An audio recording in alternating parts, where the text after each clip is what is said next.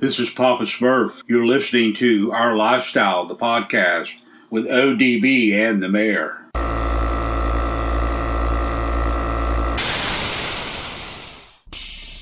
Yo, this is Rob Maggi, and you're listening to Our Lifestyle podcast.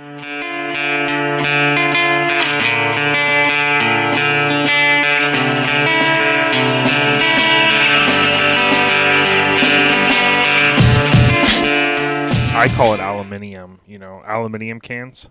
How you pronounce? Ah, yes, aluminium cans. Yes, I've heard of those. You watch Wheeler Dealers, right? Oh, Wheeler Dealers, yeah, by far. You know the original was Sanford and Son? Dude, Maddie called the guy with the orange gloves the Oompa Loompa man. Who is it? Remember the original guy with Mike, and then the other guy that had the big orange gloves? So he didn't get oil. Oh, yes. The tall guy, yes. She called him the Oompa Loompa man. You probably don't know what an Oompa Loompa is, do you? Yeah, no, I have no idea what that is. You never seen it? Can you learn me? I'll fix to learn. It's a old movie. I'll learn it to you one day. I'll let you borrow the Betamax. Yo, it's ODB from OLP, and you're listening to Our Lifestyle podcast. You're at Mini Truckin headquarters, and I think I heard Miggity Mike the Mayor. Did you dial into the conference, or are you still out gallivanting around the country? Well, I'm always gallivanting around, but I'm just around Naples right now. We won't be gallivanting around the country until later on. Actually, no, it'll just be around Florida, and that's later on this weekend when we gallivant down to Maida Steel, Dover, Florida, this Saturday. Make sure if you're in or around the Dover area, make sure you guys come out. It is this is, I believe, the 9th year of Maida Steel. And I tell you what, Goat, Tank, Rigo, they have absolutely killed it. They have ramped it up. John Kent, they have ramped up the advertising. They've really been pushing Maida Steel, and the response is head over heels for Maida Steel, man. They're all coming out of the woodworks, and they're going to be at Maida Steel this weekend in Dover, Florida. So make sure you guys are there. Yeah, Made of Steel Show on Instagram, of course, Facebook as well. We'll be looking for that hashtag Made of Steel Show, and we're going to be out there. It's going to be fun. Miggity Mike, so this episode, dude, jam-packed as always. We want to thank our title sponsor, though, Scraping the Coast, before we jump into the overview of this episode. The reason why I say that, Mike, is for those scoring at home, Scraping the Coast is in the Mini Truck Hall of Fame. Okay, last year was the 20th annual. This is the 21st, and it's June 23rd, 24th, and 25th in Biloxi. Mike, it's going to be crazy big this year. And the good thing that I love about the show is there's a great mix of lifted, lowered, classics, minis, you name it. But the number one thing I like it for is the what we call the Freon poisoning. And that's a joke. That's a Papa Smurfism. That's that ice cold AC in that big building, Mike. Oh, and that's why you're going to find OLP inside that big old building sucking up all that damn Freon poisoning. We ain't stupid. We're from Florida. We know how hot it is. We know how hot it is outside, and it's just as hot, just as muggy. And yes, all of the above there in Biloxi, Mississippi. But that's why we're inside, and that's why we don't mess around going outside. We'll drop out every once in a while. We'll go check on our boy DJ Mays and make sure that he's fine and make sure he's still standing, make sure he's still mixing and doing his thing. But I was talking to Lauren not too long ago, and I asked her, do you still have spots inside? And she said, yes, we made room. If you got mini trucks, everybody keeps talking about, lifted trucks, blah, blah, blah. Well, guys, bring out those damn mini trucks. Get them registered. Get inside at Scraping the Coast. They got some of the baddest freaking trophies around, dude. They give away these surfboards. Gooch comes out, and he does not play when it comes to these awards. So, guys, if you want a shot at one of these awards from Gooch, come out and bring those mini trucks, and let's get to Scraping the Coast, and come hang out with your boys ODB and the Mayor at Scraping the Coast, and let's have a damn good time in Biloxi, Mississippi, baby. we're definitely going to have a good time, and we cannot wait. Scraping with an IN, thecoast.com for more information. They're on Instagram, they're on Facebook. It's going down in Biloxi. Mike, this episode, we have Thad Cunningham. So big ups to Thad. Many of you know his name, some don't. He was our 2022 OLP contributor of the scene for the year, and he does a lot. Sean Rose, these are his words, gives him a lot of credit for his contributions to the scene. So, Mike, it's going to be cool to sit down with him. He also owns a couple of famous mini trucks, which we'll talk about. But you mentioned MOS a minute ago, Made of Steel. We are hoping to sit down with Jeremy this week to talk a little bit about Made of Steel, and again, we'll be out there in Dover this coming weekend.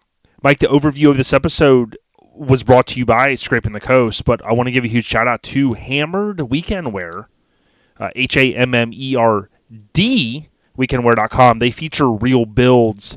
They've expanded their lineup to include skate decks and so much more. Check out their new drops, HAMMERD, weekendwear.com. Mike, general updates, dude. Just, quick, I just want to address this. I've had a lot going on. I'm not going to go into detail here on the podcast, but definitely a lot of family stuff. I think some might, be surprised that we even have an episode this week. Life goes on. It has been a little tough, especially hunkering down with Mom Duke. And I would just tell people, if you want to find out more what's going on, check out my Substack, which I started. It's free. You can go out there. I'm going to be posting stuff about mini trucking and a bunch of things, but we did have a passing in our family. I'll leave it at that. And if you go on my Facebook, you can find the link, or you can go just Google like ODB's life on Substack, and it will come up. And that's going to be kind of, I don't want to say the B word blog, but that's going to be kind of where I'm putting out any updates that aren't audio, whether it be here on OLP or on OLP's YouTube channel. So I'll just kind of leave it at that, Mike, but I did want to address that. Oh, absolutely, brother. And obviously our thoughts and our prayers out to you and the family. And hey, I'll just leave it at that. I appreciate that, Mike. The general updates brought to you by our family at Lone Star Throwdown, LoneStarThrowdown.com. Mike, every year in Conroe, I think it's February, we're out there, usually the third weekend, last weekend in February. And it's going down next year, right? Weekend. Are you gonna gallivant across the country and drive us there again? Bro, you can always count me in as your driver. Okay. Now, the last 2 years, there's been something that's happened. Scotty the Body has went with us, okay? I don't know if we're going to let him come with us next year, only because of the T word, okay? The traffic was bad a year ago. It was worse this year in Florida, of course. Florida man, living here in Florida. But Scotty the Body, I don't know. Is he the one that's causing the bad traffic for us, Mike? We might have to axe him out next year. Well, rumor has it that Scotty the Body is because, ODB makes him work too hard and doesn't pay him, but in pasta. That's all you've been paying Scotty the Body in is just in pasta. And you haven't actually been paying him. So I don't think Scotty the Body's going to be back, bro. I really don't. Well, he's, those crackers, those crackers might have been free. The extra ones I put on my, my pockets at Chick-fil-A.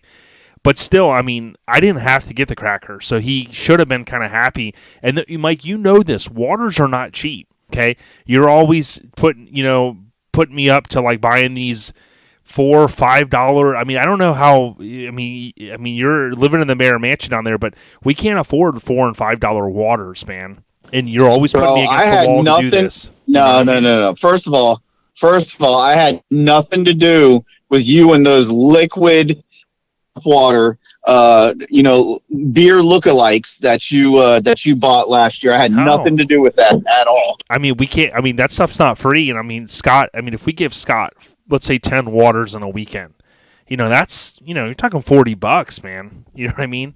So Scotty the Body, we're just going to have to talk about if you can bum a ride with us again next year. I don't know, man. I don't know if it's going to happen. I don't know if he's going to make it with us next year. There's even talks that Genelise isn't happy with the way that, he's treated. He gets thrown in the back of of the Yeah. the van, Yep. and he's not giving any food or water or anything like that. I don't know what exactly he's been telling her, but I mean, even last time, and we talked to one of his good friends, Randy, for what, like 4 hours. Yeah, and you know what? We might. I mean, no offense, we might have to replace Scotty the Body with Hollywood. You know what I mean? Because I think Hollywood would go. He's been showing OLP love. They were at Battle in Bama. They're rocking their mini trucking hats. His daughter, rocking the pink and the black. I didn't see a mini trucking OLP hat on Scotty. You know what I'm saying?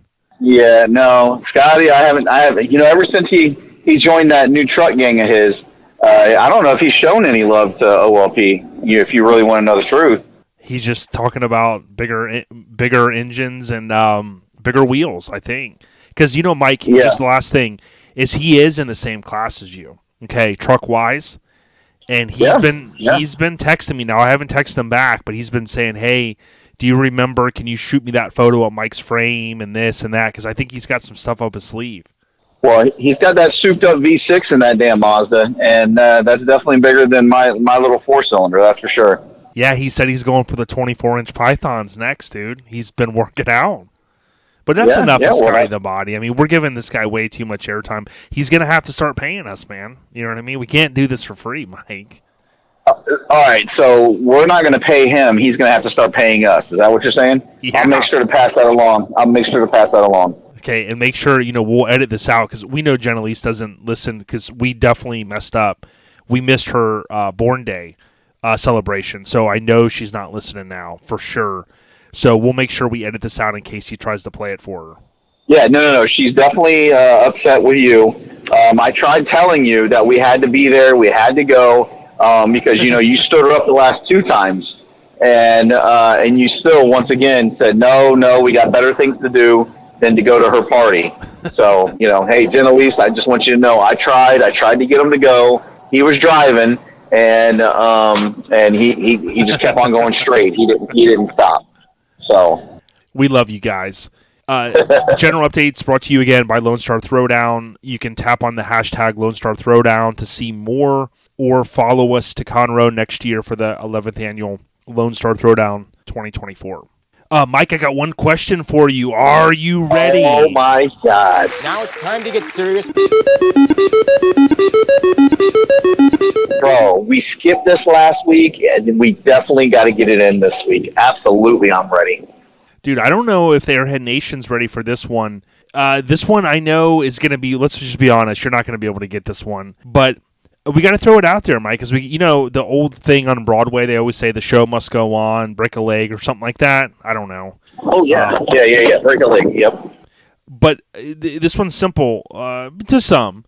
What was the first movie to have the PG-13 designation, okay? And we're going to throw a bonus in there. What movie basically helped usher in that rating? So there was a movie in the 80s that really had parents like wide-eyed going, dude, I cannot believe I just let my kids go to this movie. They really thought it should have been like an R movie. And that ushered in, we could say Steven Spielberg helped usher in the PG-13 rating. All right, so Steven, well, here's my question for you. Does it have to do with a bunch of bikes and a bunch of kids? Nope, it does not. That's the only other hint you're going to get. Oh, that's the only other hint. Wow, man, you really locking it down on me. Jesus, Crominelli. I mean, you got to remember, in the 80s, man, I'm only 5 years old in the freaking 80s, man. I mean, come on now. Well, here's the thing. LMC. What's that podcast that they have? Lower life. What's it called? Well, I don't know. I've never listened to it. The only podcast that I've ever listened to was Joe Rogan. I didn't know there was any other podcast besides our podcast in the mini trucking scene. And guys, if you haven't listened yet, our boys Dizzy and Adam Tripp with the Spark Show have started another podcast. And yes, another podcast, which Jay, we know you're not going to listen. So I'm just going to let the rest of the Airhead Nation know, because we know you don't have time. You just can't listen to any other podcast. Right. So Yeah. So I listened to it today. Their first episode is already dropped. Nads. I listened to it today. Right? You listen to Nads? Bro, I'm not talking about nobody's nads. What are you talking about, wait, bro? what's it? How you pronounce? Not another damn show. There you go. And yes, it is the short, short for is nads. But we're not going to talk about nobody's nads. But anyways, go check out their podcast. Really enjoyed it. Give you a little bit of background about both of them, and then they go into. But at the end of the day, all I'm trying to do, Jay, is I'm trying to stall. And I'm getting pretty good at this. Let's be honest really quick, though. But LCD, I had to look it up. It's lowest common. Did you really not know? Lowest commonwealth denominator. Or is that Commonwealth? Yes, that's it. Commonwealth. Okay, so LCD podcast. I just want to throw this out there. He will love this movie, I think, because it has Pat Swayze in it. The movie, I'm not going to give you any more hints. Patrick Swayze stars in it. It was the first movie to have the designated PG-13 rating. Wow, first movie ever. Look at you, man. And it's got Patrick Swayze in it. Because you know what? Some of the best movies that had Patrick Swayze in it. My favorite one of all time was Roadhouse. But I know for sure that was not. I know for sure that was not a PG-13. Yes. Dizzy, but, he's stalling, isn't he, Dizzy? He's stalling, Dizzy. Yep. I am trying to stall. Okay. So, you got one right, so guess. I got two guesses for you.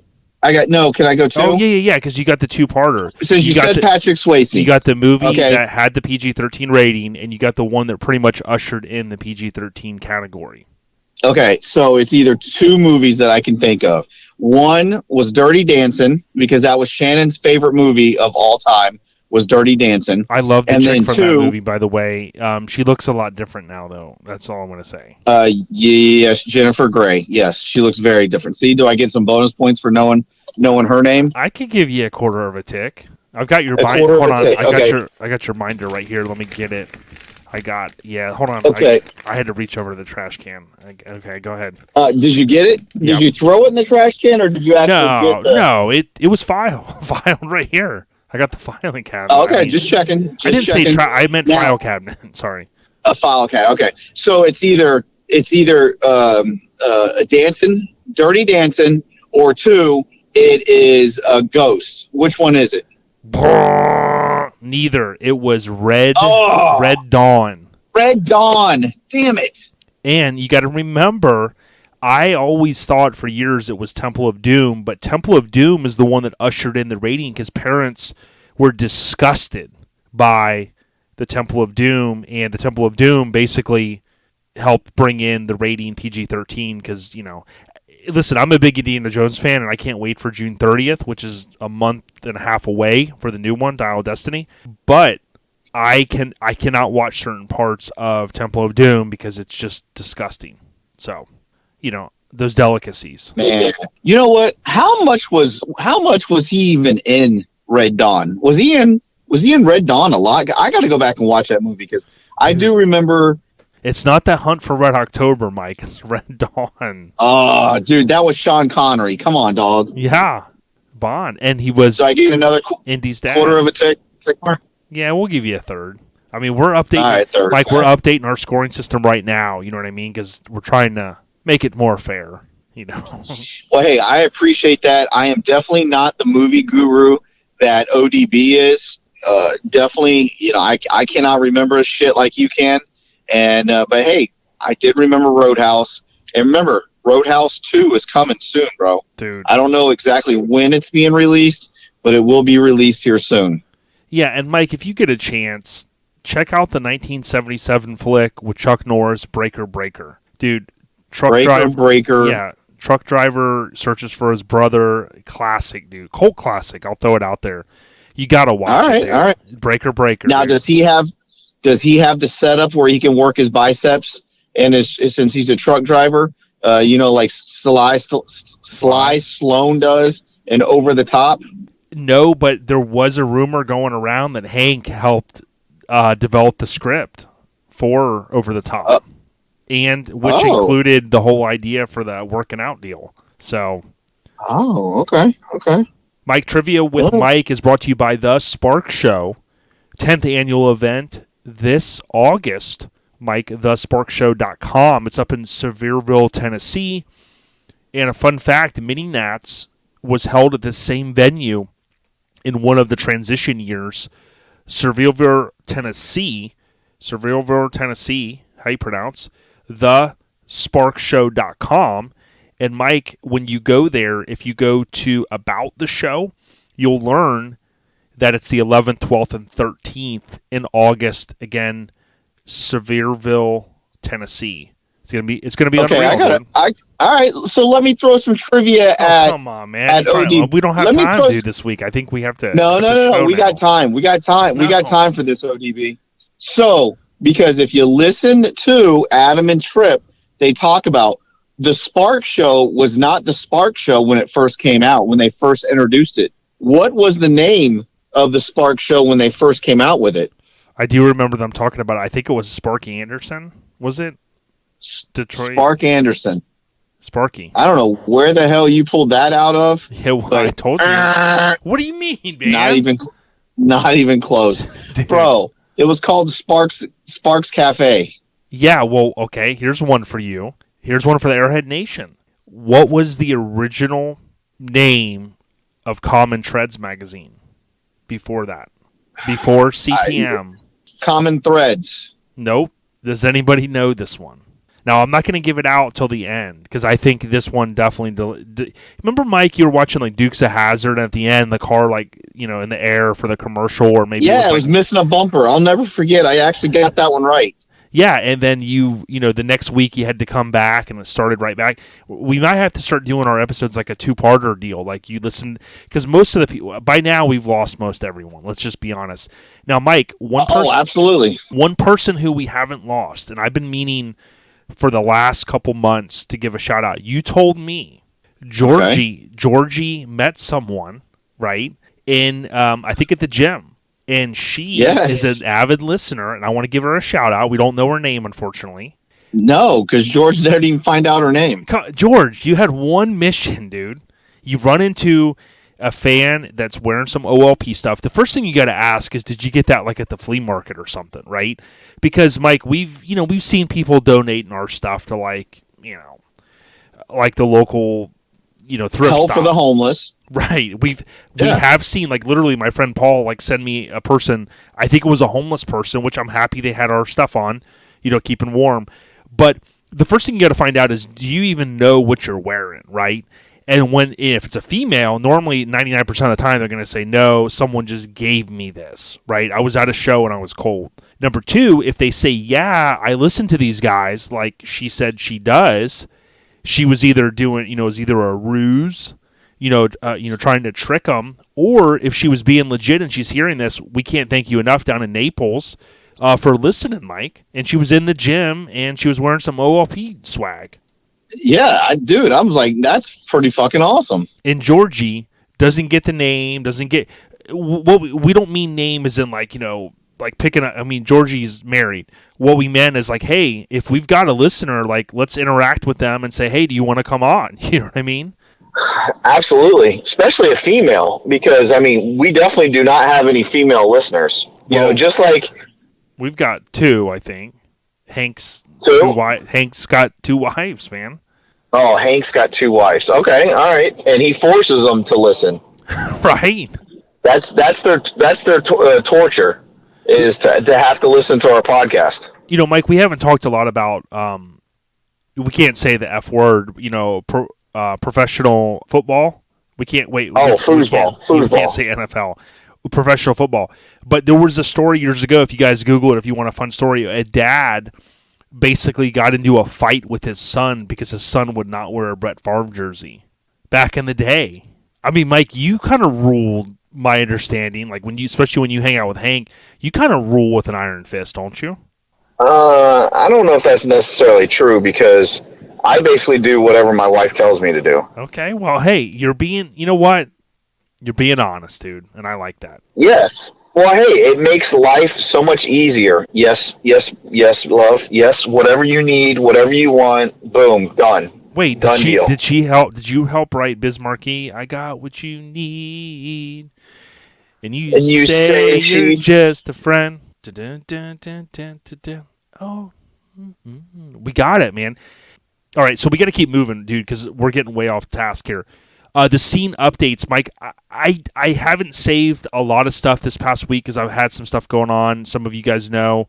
I hinted at it a little while ago, but listen, last weekend was Battle in Bama, and if you guys saw some of the photos and you saw some of the different areas that they had set up, and all the time and effort that Craig and Rosalind put into this amazing show, it looked like everybody had an awesome time. And if you don't trust us, go on Facebook and type in the 3 words Battle in Bama, or tap on that hashtag on Instagram.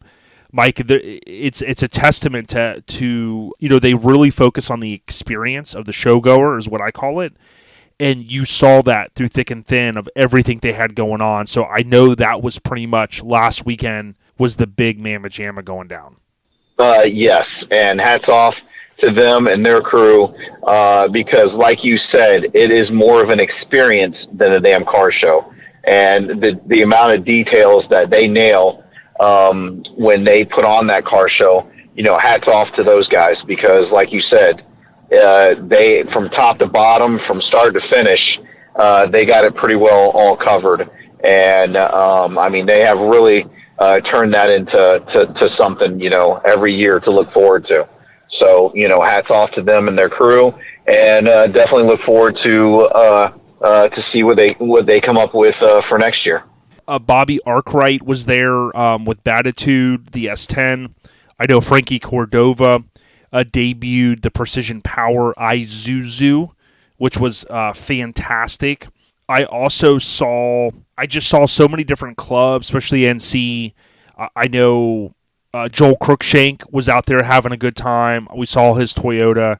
Eddie Gordy, Mike. I mean, dude, can we just call Eddie Gordy out here, dude? You got to leave some best of shows for Mike and some of these other guys, dude. You know what I mean? He's on a rampage, dude. You know what I mean? Well, remember, I beat him at Southern Tradition last year. So basically, as long as my truck's not there, he's going to take best of shows. So, hey, go ahead and get them while you can.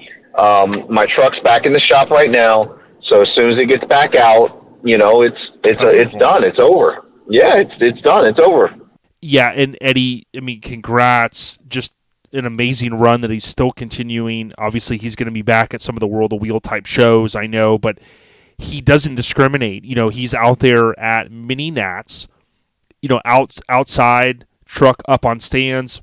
I mean, he can pretty much, he's a jack of all trades. He can go to any event and blend in and make it happen, and then he can go to the big World of Wheel shows and boom, like a nuke, and you don't even realize it. So, again, congrats to Eddie, representing, of course, Relaxed Atmosphere, which is cool. So those are a couple of the things. I did want to mention to our friends up at dropped.com, which is short for DROPT out.com, which is dropped.out.com. They had posted a cool video up in Ohio of Twisted Metal at the Summit turntable up there. So it's pretty cool. They've got a couple events going on, including Flat Out on the Farm, which is June 10th.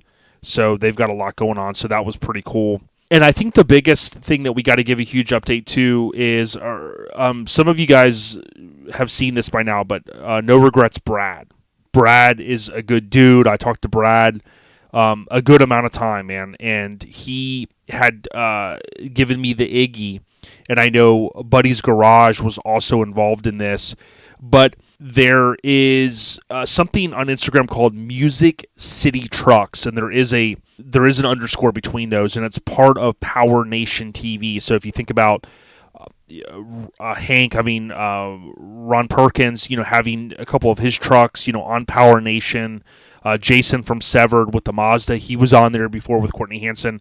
Several folks over the course of time. But Brad and I know Buddy's Garage, these guys were able to be on set and do some filming.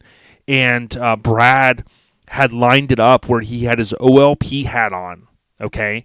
And he was repping Mini Truckers Union, right? Which is just awesome. But Buddy's Garage was there as well. Want to give you a huge shout out to the big homie, Ben Osborne, great dude. But Mike, to have these guys in our corner, so to speak, and most importantly, representing the scene. Forget OLP, right? But then you put the icing on the cake and you go, they're out there also. Brad spun it like this. He's been a day one fan, listener, homie, all of that. I can't thank him enough, dude.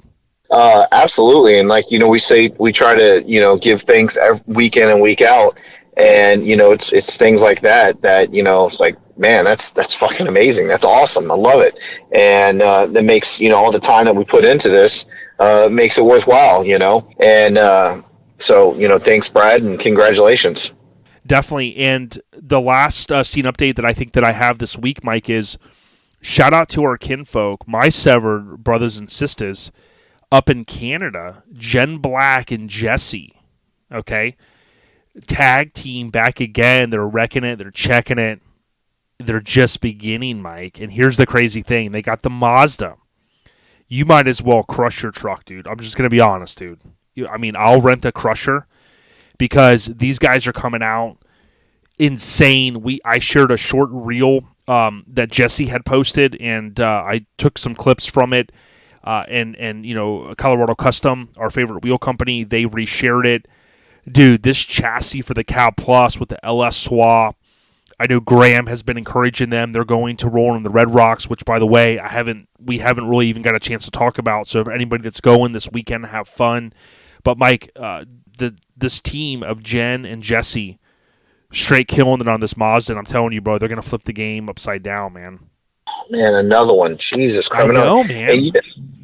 And you know what else we also forgot is our boy DJ Mays relaxing in the park is going on this weekend as well. Yes. So no excuses, lots of places for people to go support these shows and go out and support these mini truckers. And like you said, rolling in the Red Rocks, Graham, up in Utah. Then you got DJ Mays and his relaxing in the relaxed atmosphere, relaxing in the park there in St. Louis. So guys, shows all over the place. Make sure you guys go out and support. No doubt the scene updates this week brought to you by Garage Gear Clothing. Visit garagegearclothing.com for some of the coolest merchandise. They recently launched some new products, including a newer style Chevy, a new. I don't know how many news, and another mini truck shirt with a Toyota Tacoma. GarageGearClothing.com, and don't forget, they also have a YouTube channel. It's free. You can check out the YouTube channel, and on their website, they have options for free shipping. Next, we got the show updates, and Mike hit upon some of these. You basically have this weekend relaxing in the park. You have Made of Steel show, and you had Battle in Bama last weekend.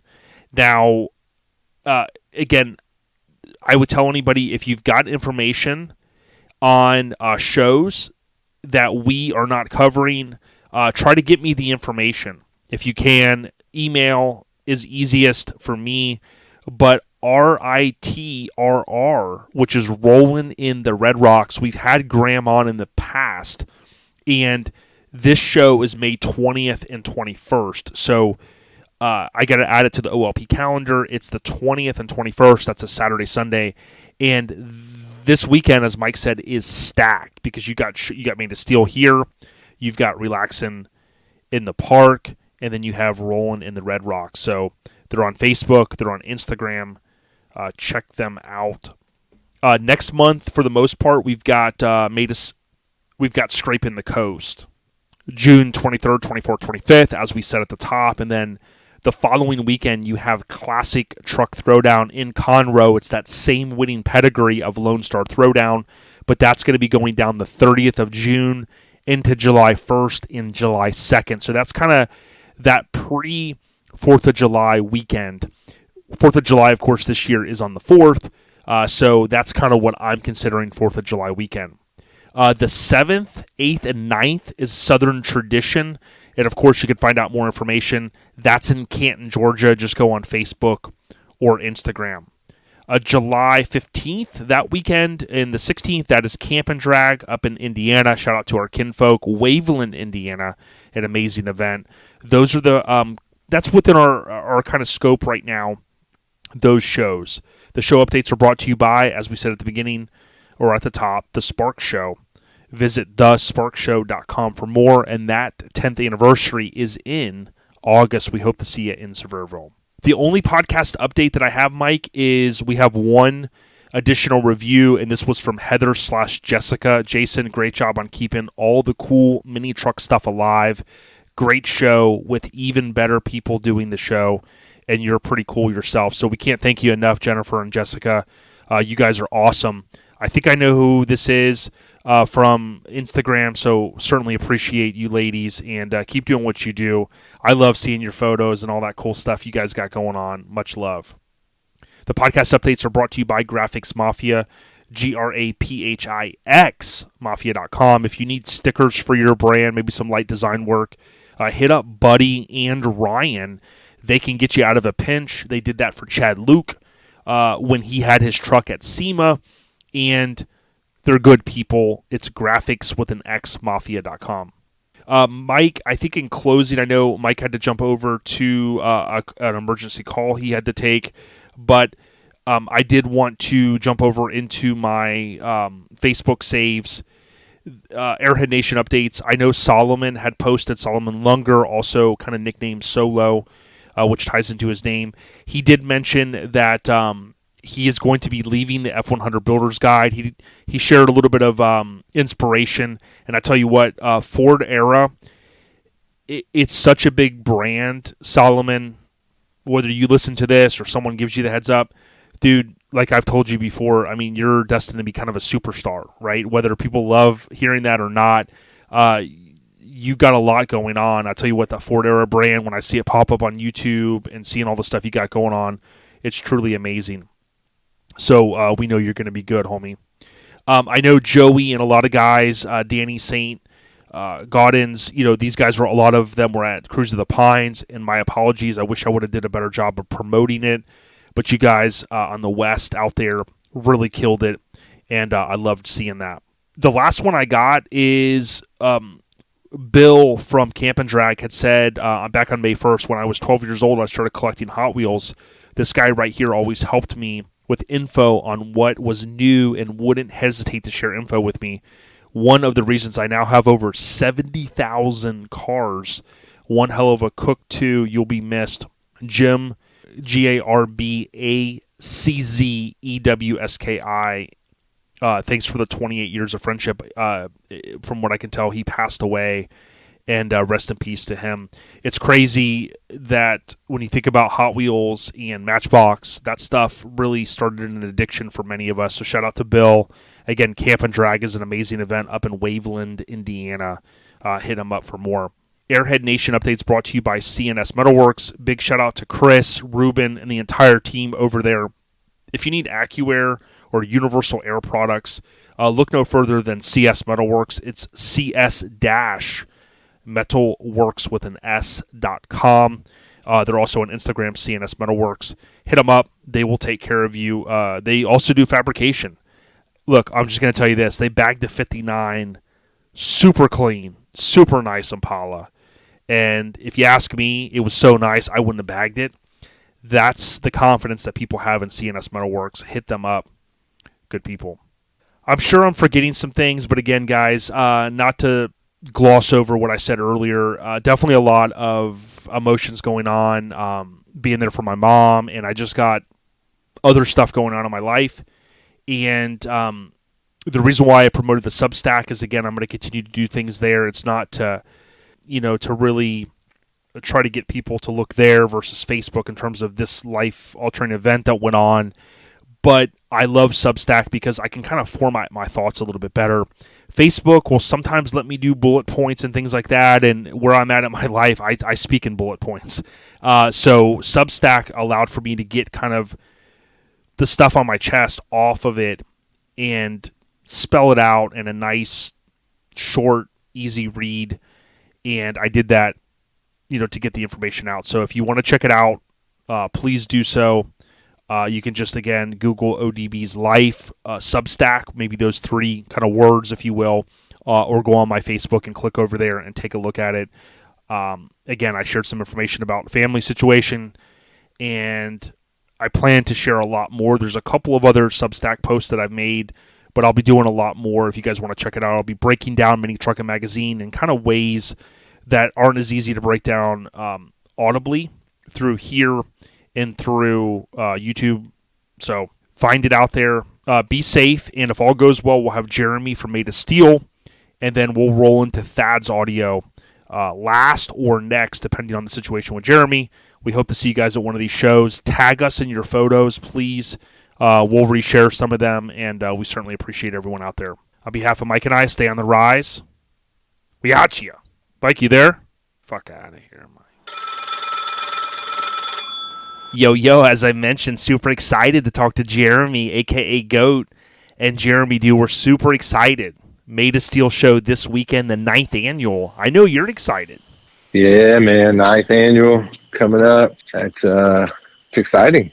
I can't wait. And thank you very much for reminding me that Friday, you're like, yo, Jay, Friday just isn't the pre-party. Friday is going down the 19th, of course. And the cool thing is, you guys are going to have like stereo demos and the neon LED light show. All of that's Friday, but then Saturday's the main show. What should people know about Friday? Friday's a good time. So, like, if you were within the first 100 to pre-register, not only will you get a free custom shirt, more like a one-off, basically, you'll also get free food provided by Collins Concessions on Friday night. Yep, it's going to be pretty cool. And then that's going to go up, give or take 10 o'clock, ish. And people, I've been there before on Friday night. A lot of people having a good time, families celebrating. And that's just kind of the preamble for Saturday.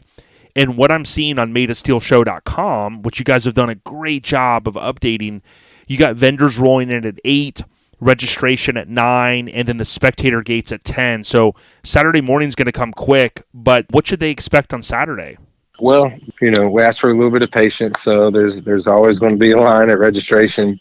For some reason, we try to expedite the process as fast as we can. But as soon as you get in, you shouldn't have any problems, finding your spot, finding your crew, finding your club, finding your homies. Then once you get settled in, we got all kinds of events for you, we got a cornhole tournament. Yeah, and that's the cool thing. The cornhole tournament's awesome.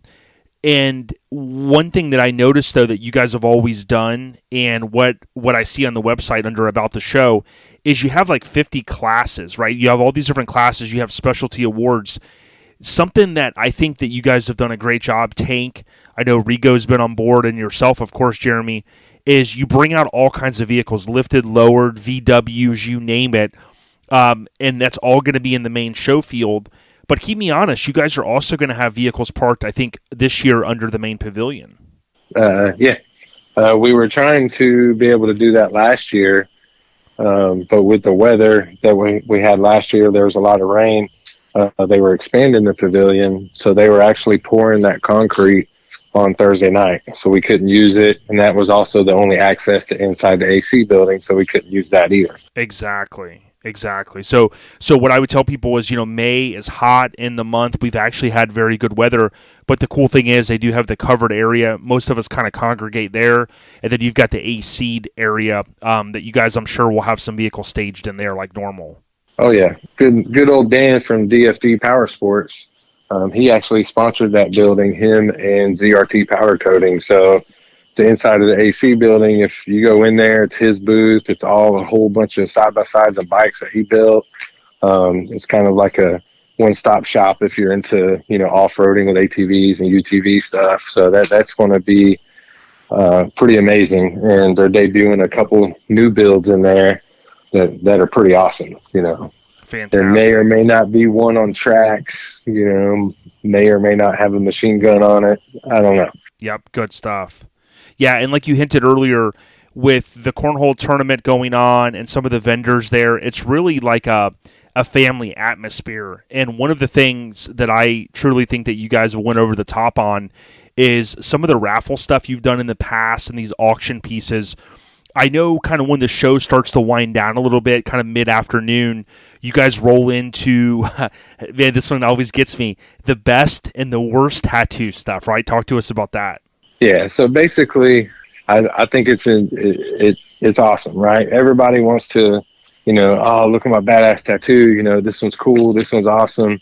Well, there's always one person that's like, man, I got this one shitty one, man. How about this? And it's usually when you're in a circle of friends and have a few beers, have a few drinks, and everybody's clowning you. Well, now if everybody's clowning you, you can get rewarded, and you can actually get gift certificates for Dixie Station Tattoos here in town. They're giving away gift certificates for cover-ups. So you can actually get that ugly piece covered up, Yeah, what an idea, what a concept. And that kind of flows into this auction that you guys have. And I've told people in the past, the auction, some people are like, yeah, the auction could go long. But that's what you want it to do. You often have people bid on some pieces. They say, you know what, I want to donate it back in. And then you've got this situation where you raise these funds. And my understanding is it goes towards like kids' cancer type hospital situations. Yeah, it goes to Kids Cancer Foundation. And that's kind of near and dear to all our hearts. Also, we brought in John Kent as a partner earlier, as well as Rigo. And Tank. So I just wanted to mention that too. But it's, that's our main goal, is to raise as much money as we can for Kids Cancer Foundation. They do a great job. They provide tutors, places to stay for families when they're going through treatment. They help with toys. They do a lot of really good stuff down there. And we actually found them from Howard's kid, Anthony. Because we supported Anthony and tried to raise as much money as we could for him a few years ago. And as well as he passed away a couple years ago. Mm-hmm. And so we asked the family what organization, helped them out the most that they would like to see to be able to help out other families.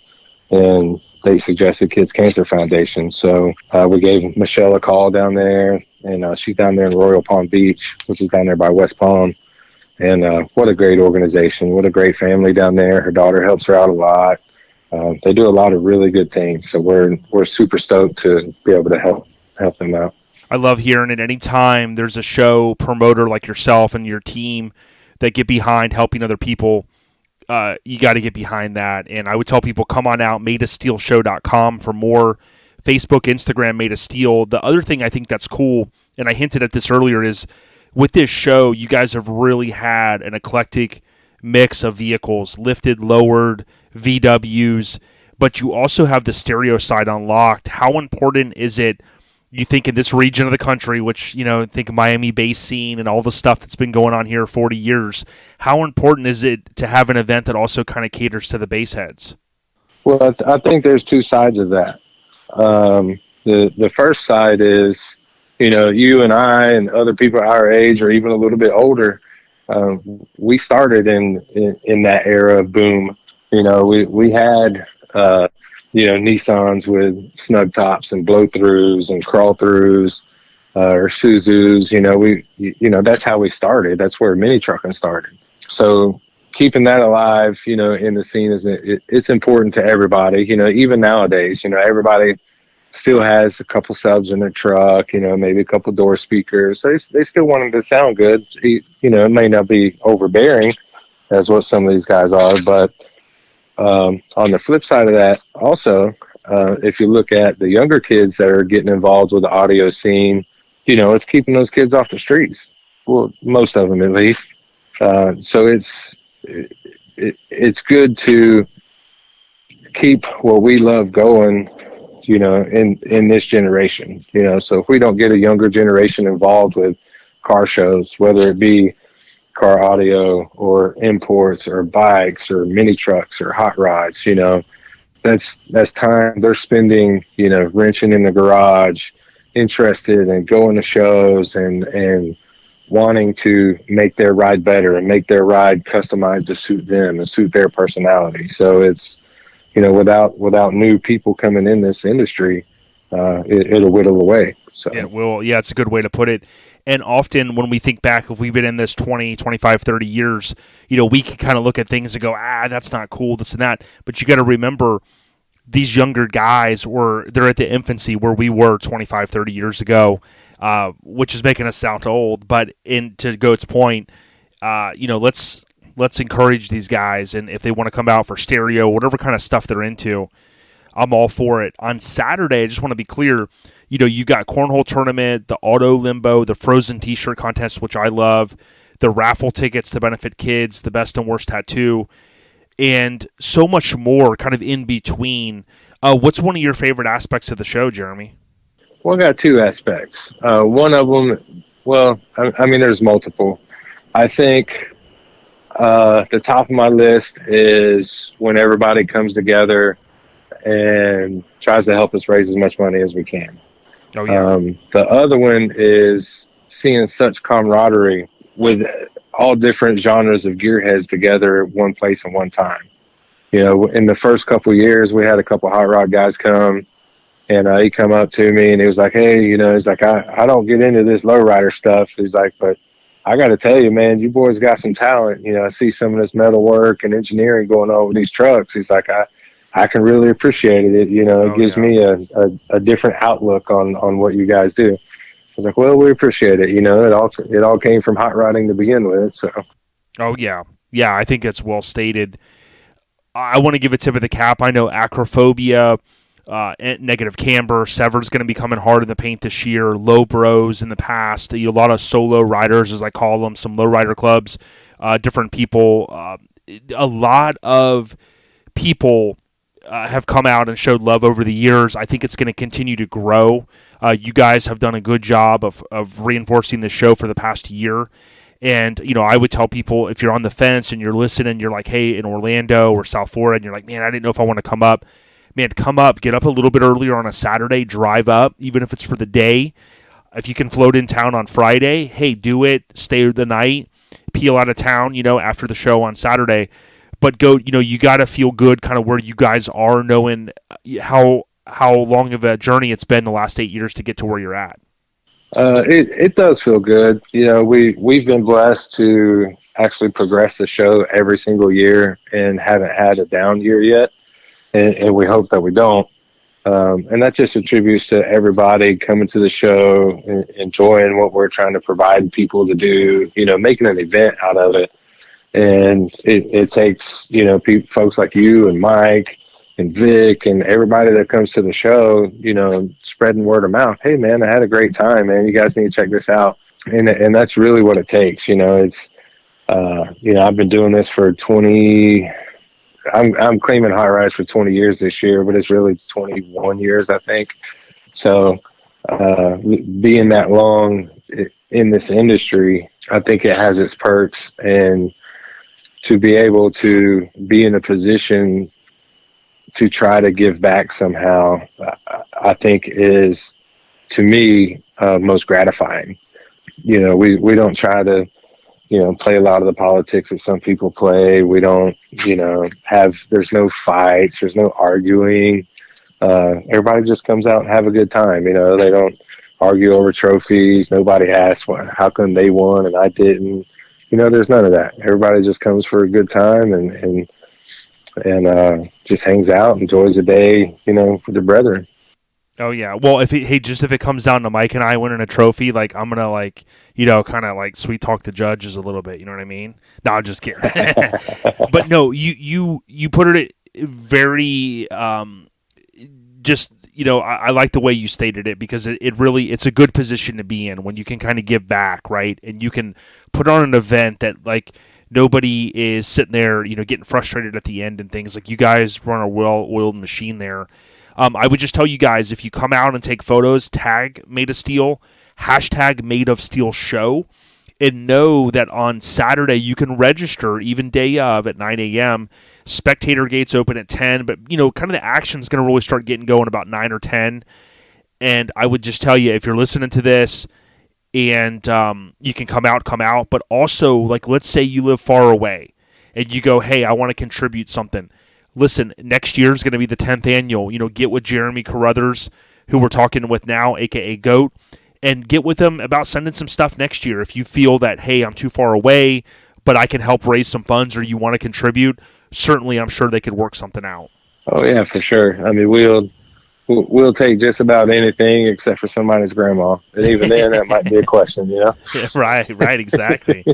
Oh yeah, I like it. Made of Steel show Friday night, the 19th, as well as all day Saturday until probably the sun goes down. But at the end of the day, a lot of auction stuff's going to be going down. A lot of fun, good things are going to be happening. And if you're in the greater Tampa Bay area or anywhere in Florida, hell, some of the guys in Georgia have come down. Come on down, have fun with us. Jeremy, man, I appreciate you taking the time. Anything else?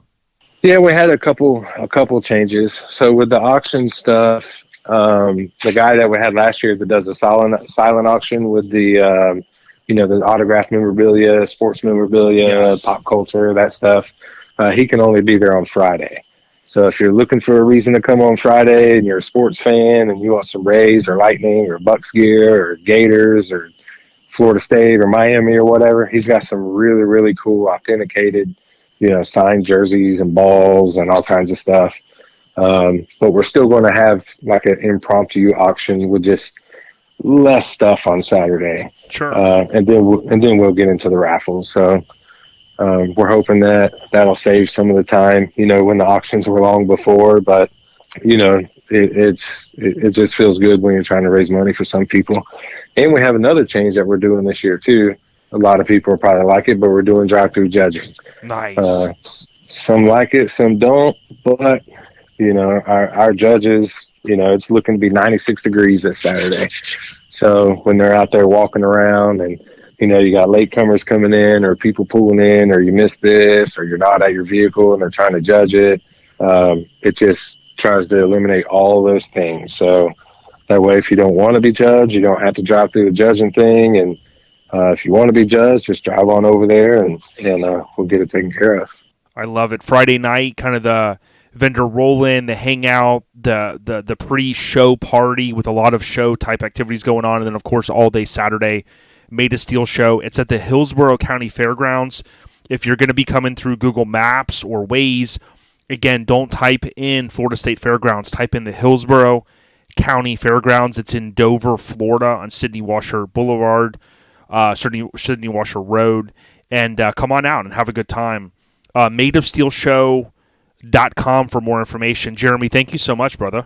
Hey, I appreciate it. You going to bring me a Coors Light this weekend? Dude, I'm gonna be bringing something crazier, Liquid Death, dude. Okay, It's water. I like your style. And then Mike's got the Zambuca. You know what I mean? So I don't even know what that is. It just sounds crazy. So I heard the banana hammock's not making it. Dude, Mike, we've been trying to get him. I think he cut his doors off because we've been telling him like he needs to do like gold wing doors and stuff to get more points. And we were hoping he was going to have it done there because he felt like if he could get the gold wing doors done at Made of Steel, that he could maybe get over the hump and try to get like the best of show is what he's gunning for it, man. Okay. Little does he right. know, I mean, the competition's stiff, man. You know what I mean? It is. Especially there's a lot of beautiful rides that come, and from the ones that I've seen that are coming this year, there's going to be a whole lot more. Yeah, I told Mike he's going to need more than, he's going to maybe have to do one gold wing and one Lambo door to try to get some points, man. You know what I mean? Yeah, then you got to airbrush, banana hammocks, like all in the paint and stuff. Yeah, he's going to have like 3D glasses to see the graphics, I mean, he's trying to like, go next level, but, I mean, he has no clue right now, you know what I mean? I got you. I appreciate you, JC. Everyone, stay tuned. We're going to roll into Thad Cunningham's audio. We can't thank you enough, Jeremy, and we can't wait to see you at MadeofSteelShow.com for more information, everyone. Thank you, ODB. See you this weekend, brother. Hey, thanks, Jeremy. Really appreciate you coming on. And as we get ready to roll into this audio now with Thad Cunningham, I want to thank all of our sponsors, including Joey at Get Decked. If you're in the market to add a photo or artwork that you have to a skate deck, Look up getdecked_VA on Instagram or Joey Dilworth on Facebook. If you look at all of these brands, from everyone from OLP to Scraping the Coast to Lone Star Throwdown to Mini Nats, they're all running these awesome skate decks, and they're expanding their brands onto these skate decks. And Joey Dilworth at Get Decked is the guy behind doing a lot of that. I guarantee for almost every one of those brands out there. So getdecked_VA, Joey Dilworth. Also, the last comment that I have is earlier I asked you guys a question. What was the name of Common Treads magazine prior to it being called that? And if you said Rod and Subs, you got it right. That's right. If you go back to the pre-CTM Common Treads magazine naming convention, when I first met the homie, it was called Rod and Subs magazine, or something very close to that. Rod and Subs, I think. There's a story, I'm sure, behind that, but that's what I remember. Hope you guys enjoy the audio with Thad. He's a great guy. Have a safe weekend. And I did want to mention this important announcement. If we don't talk with you guys in the next week or so, have a safe Memorial Day weekend. Of course, Memorial Day, the national federal holiday, is Monday, May 29th, and we are remembering the servicemen and women that had died while in service. That's what Memorial Day is representing, and we certainly wouldn't be where we are as a country if it weren't for those men and women that sacrificed so much. For those that are, had served, salute to you guys as well. You guys know how we feel about that. So, again, be safe, and that's in a week is Memorial Day weekend. Enjoy the audio with Thad. Stay on the rise, and leave a rating for us through Apple Podcast or Podbean. 5-star Willie. We appreciate it. We out ya. Peace.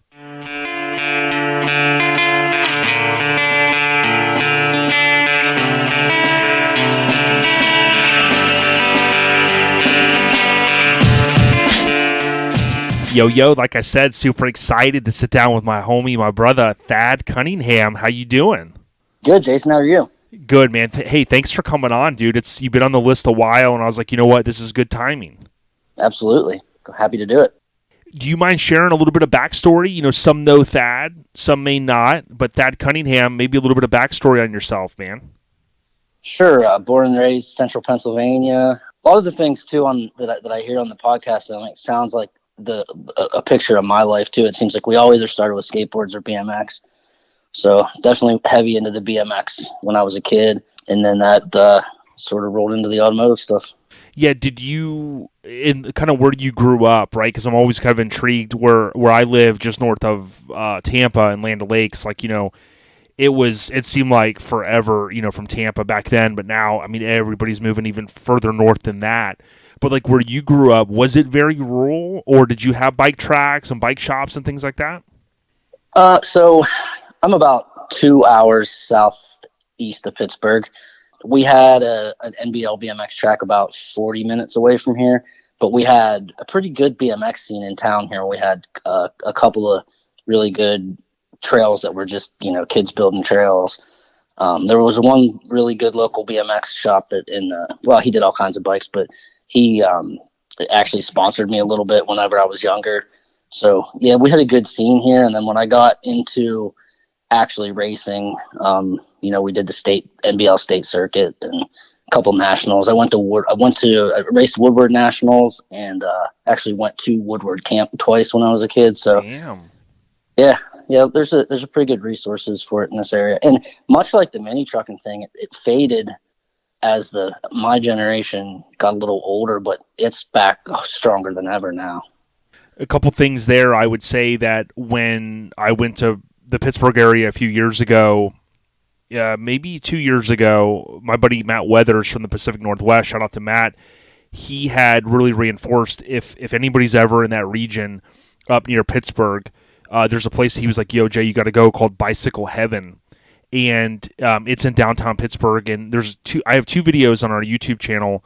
One's in 4K, one was like, I think a 1080p, and I kind of did 2 long videos. But the crazy thing is like the gentleman that owns that place, he's a true fiend, and he has gotten a lot of his stuff. I mean, he has thousands of bikes, but he's gotten a lot of it was donated by like racers and like Cook Brothers and just, all these different guys. And it's just amazing to see how much someone can amass, Yeah, I saw those videos and I kick myself every time I get over that way. I forget to go check that out. But yeah, I want to go back one day. I spent a lot of time over there as a kid because I had the South Park BMX in Pittsburgh was always one of the premier tracks. It still is. And I had an aunt that lived like 3 blocks from it. So I would like always beg my mom, let me go stay at Aunt Teresa's house for a week. Because that track was always open. You could just go ride it whenever you wanted. Oh, yeah. Yeah, it's always intriguing to kind of know about the different areas because where I lived, I mean, there was one track that my dad would sometimes take us to. I mean, we weren't like racing or anything, but it was kind of cool, especially growing up in the era like we did with Rad and the BMX. Yep. That was the primary BMX movie, but then with Gleaming the Cube and some of that stuff, like it was really in the forefront. And it's funny when I watch like the Tony Hawk documentary and things. And I hear the professional skaters talk about like in the 90s when it kind of fell off in the late 80s, early 90s. Like in my head, it doesn't compute because I'm almost like it fell off. Like I didn't think that it ever did, but I think just the sales were all down. Like you said, as guys got a little bit older, went to college, whatever they decided to do, this stuff kind of fell off. But I mean, it's bigger on the skateboards and bikes now than it ever has been, it seems like. It is. And I think the guys our age that kind of fizzled out of it now have kids that age. I know that's how several of my friends are. They're extremely involved in BMX. They're my age. Their kids are 10, 12 years old, and they're doing it harder than I ever did. They travel all over the place. Like Al and Tony from Severed Ties, New York, their kids both are like crazy into the BMX. They're training, they're traveling. It's way more than I ever, put into it. Yeah, the technology has come so far. And, back in our time, it was almost like if you were a skateboarder, like some parents thought, oh, he's a loner.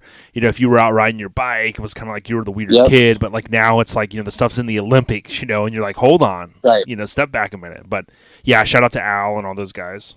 Yeah. I always said that the BMX thing was kind of a foreshadowing of, I don't know that I would describe myself as a loner, but, looking back on it, being self-employed and that it was all a little bit more individualized, I guess. I'm not good at taking direction, I guess. Yeah, no, I hear you. You mentioned Al Severed Ties. Shout out to yourself as well that, you've been petitioning for Severed. So, I'm sure, we'll hit on some more truck stuff. But speaking of trucks, you kind of hinted there, with skateboarding and BMX being kind of the foreshadow into what you got into. Like, do you remember, like, what really drove you into the automotive type stuff? It's funny because my mom will tell me whenever I was, 2, 3 years old, I wouldn't go anywhere without my Matchbox case or my Hot Wheels. And she has a picture of me in a diaper pushing this little dump truck around. Mm-hmm. And he just said, since before I could walk, I was obsessed with anything with wheels. And it's weird because I never had an automotive influence around me. My dad, I love my dad, but he couldn't care less what he drives. And I really don't have an explanation for it. But then with the BMX stuff, and at that time I lived in Hollidaysburg, which is a small town here, but within riding distance, there would be some local cruise-ins and stuff. So I started going to them and always interested in paint art plus the cars, so my thing was always like love to go and check out the pinstriping. Back then around here, the street rodding was big, and some of the street rod guys, basically their kids grew up street rodding, and then those guys had mini trucks, and that was kind of my first exposure to it. Oh yeah, it kind of, there's some parallels because my dad had a 59 Apache and they did some work to it. I mean, he wasn't, like I've always said on the podcast, he wasn't really a wrencher type guy. He didn't consider himself a mechanic or anything, but, they pulled an engine at the house and had it rebuilt, and they, a couple guys helped them put it in and things like that. But it is weird though, like when you're a car person like us or a truck guy, it kind of blows my mind, like when we hear like someone could care less what they drive, or like they're not into cars and stuff. Because I mean, it is a cool feeling when you're cruising, whether it's an S10 or it's a classic car and stuff like that. But there's some people, like, it's literally, they're just not into it. Whereas like you and I, we're kind of like addicts, you know? Yeah, absolutely. You know, my dad had his things. You know, he was always avid outdoorsman, hunter, that kind of stuff. He just never got into the car. I took him to Carlisle with me a few years ago, and like end of the day Saturday, we're doing the parking lot thing, and he's like, so let me, if I get this right, basically like the same people drag these same trucks around to different places and hang out together. And I'm like, yeah, pretty much. And he's like, okay. And I was like, I mean, we all have the common thread of the trucks, but it ends up being about the people. You know, it's more about hanging out with the people, especially you only get to see these guys maybe once, twice a year. So yeah, definitely. Yeah, I think after I explained it to him that way, he understood it a little better. But yeah, going back into like the 80s and 90s, and I'm riding my BMX bike around the local custard stand, would have a cruise in.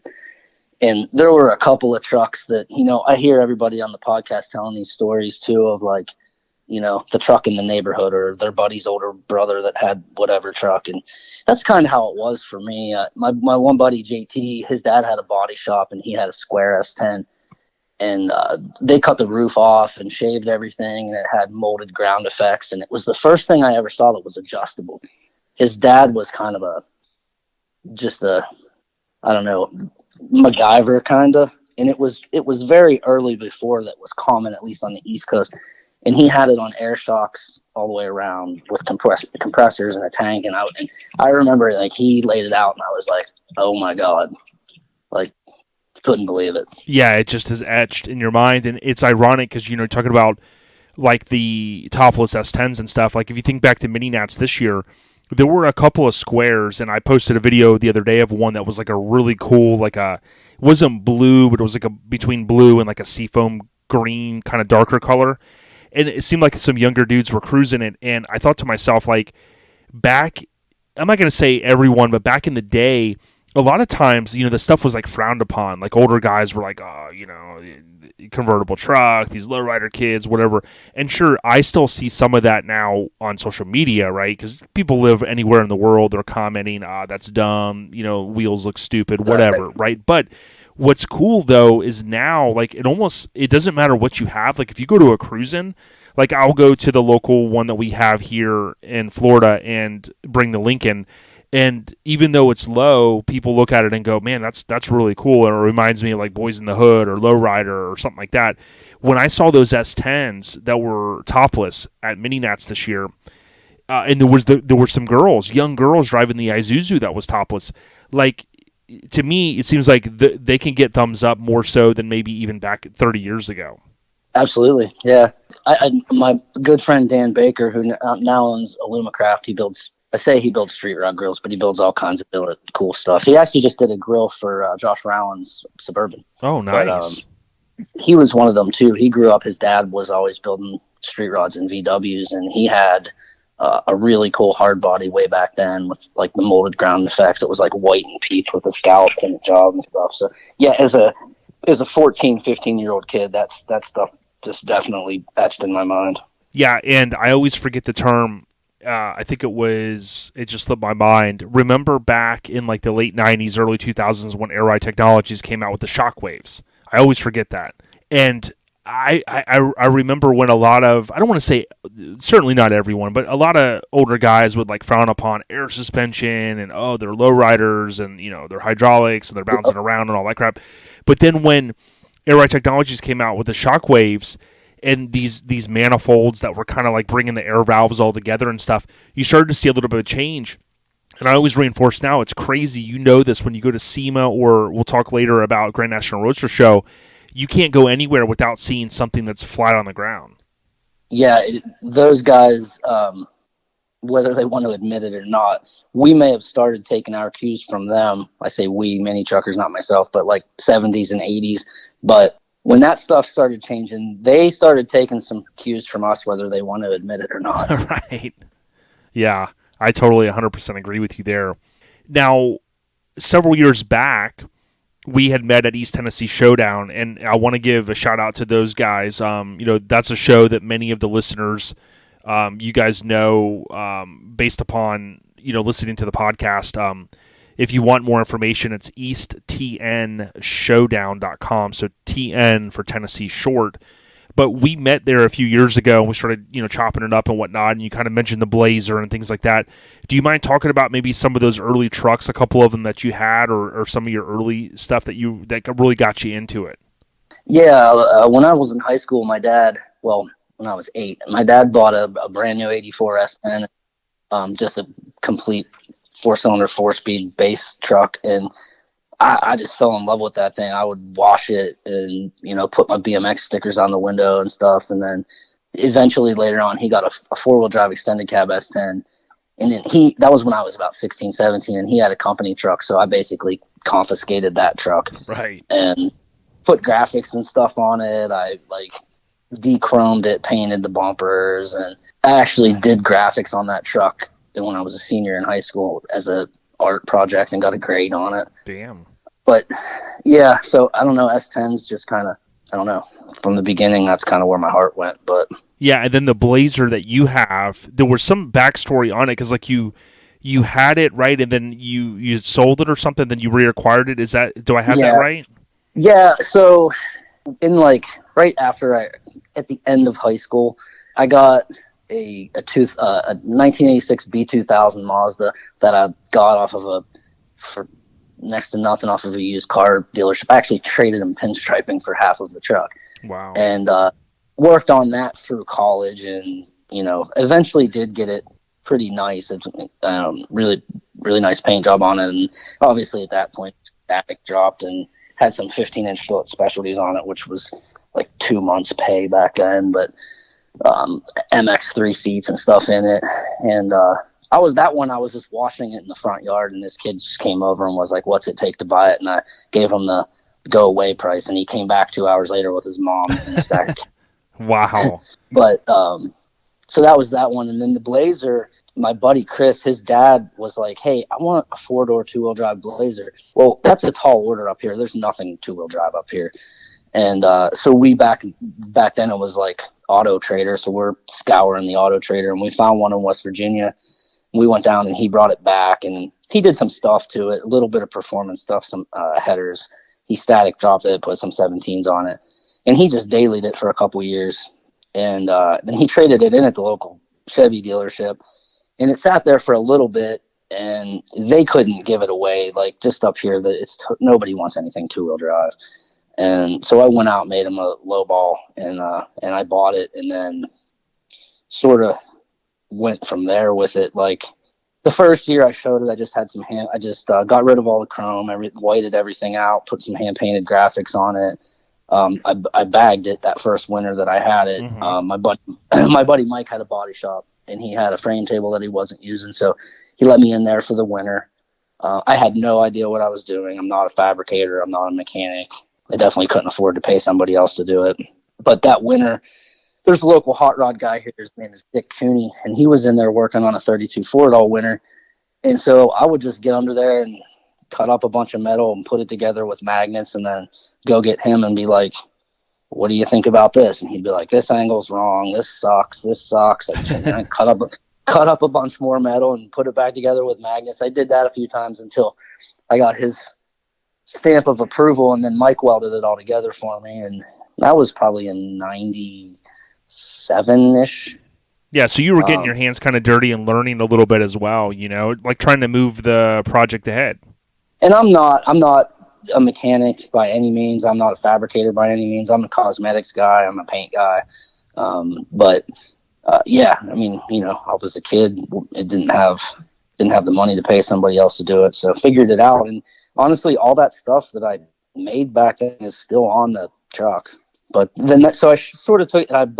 We did the audio in it that year, and I borrowed a set of. I had 17-inch niche runners on it, and I rolled it like that for a summer. Did some shows. Did East Coast Nationals in Richmond.